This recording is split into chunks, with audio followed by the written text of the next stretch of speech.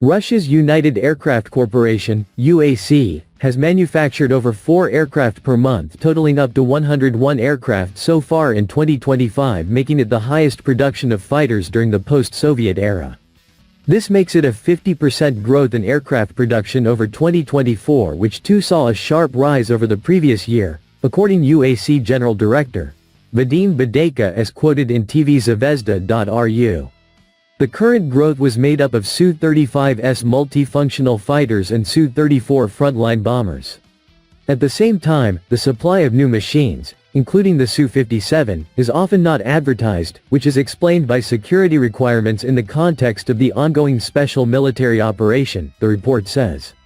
In 2026, the production of fighter jets could be enhanced by the addition of an all-new fighter, the Su-75 single-engine light stealth fighter.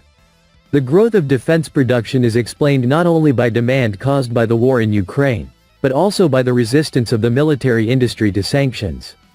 In addition to fighter aircraft, a number of missiles and bomb guidance kits have been developed and manufactured which have greatly enhanced the performance of the fighters. The record was made possible thanks to the large-scale modernization of aircraft manufacturing enterprises, the expansion of workshops, the purchase of equipment and the hiring of personnel.